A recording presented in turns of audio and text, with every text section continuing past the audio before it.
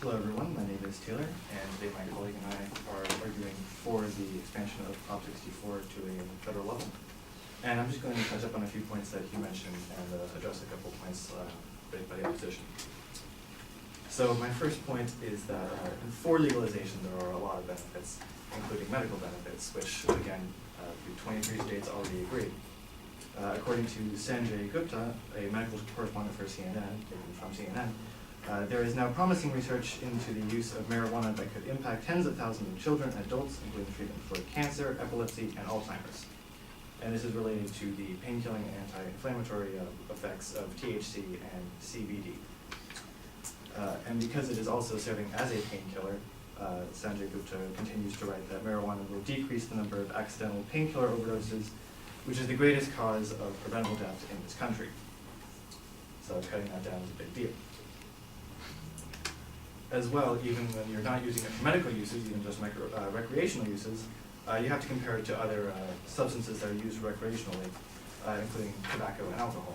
And according to Hao Li from the International Business Times, tobacco smoking kills 6 million people a year.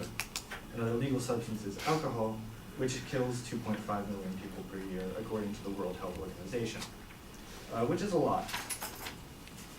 But compared specifically to tobacco, because most people smoke marijuana and smoke tobacco, main difference, according to Sunil Agarwal from the Clinical Journal of Pain, smoking cannabis was not associated with an increased risk of developing chronic obstructive pulmonary disease, which does not cause lung disease, and perhaps more importantly, according to drugwarfacts.org, no recorded cases of overdose deaths from cannabis have ever been found in extensive literature reviews.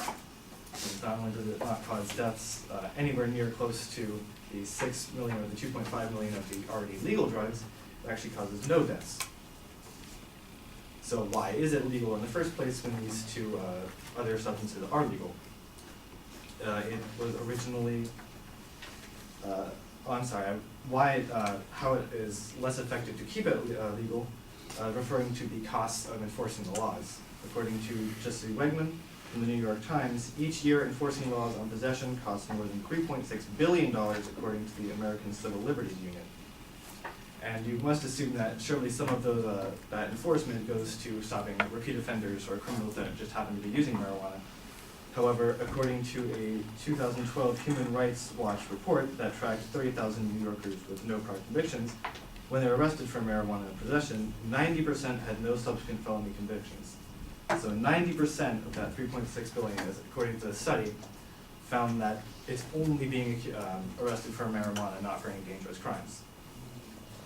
So going back to why it's legal in the first place, it was legal until the 1930s, when racism began to run out of steam for reasons to accuse people. And according to Brett Staples in the New York Times, police in Texas border towns demonized the plant in racial terms such as the drug of immoral populations to target Mexican and Black and poor communities. As well, law enforcement officials trafficked the assassin theory, under which killers were said to have smoked cannabis to ready themselves for murder. Obviously, there was never any evidence provided for that, but the law did pass in 1930 and continued up to the 1970s.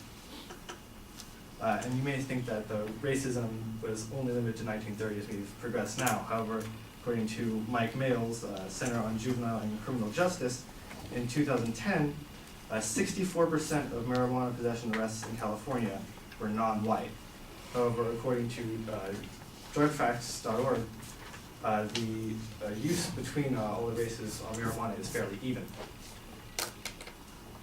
Another concern that was given was that the crime rate increases when marijuana is legalized due to the dispensaries. However, according to Robert G. Morris on the effects of medical marijuana law on crime, robbery and burglary rates were unaffected by medical marijuana legalization, which runs counter to the claim that dispensaries and grow houses lead to increase in victimization. As well, it was a couple of things that my opponent said were that there would be a job growth benefit that was acknowledged, and he mentioned that there would be negatives. However, there were never any negatives presented, only that it was a minor growth, still better than nothing. as well as in reference to the 3.6 billion. He also agreed that there was a redirect from cost away from law enforcement and that it would go to different areas. However, that's the whole point. If that 3.6 billion is used for other purposes such as drug research, that's better than spending it on the arresting the 90% of the people who are not dangerous criminals. Thank you.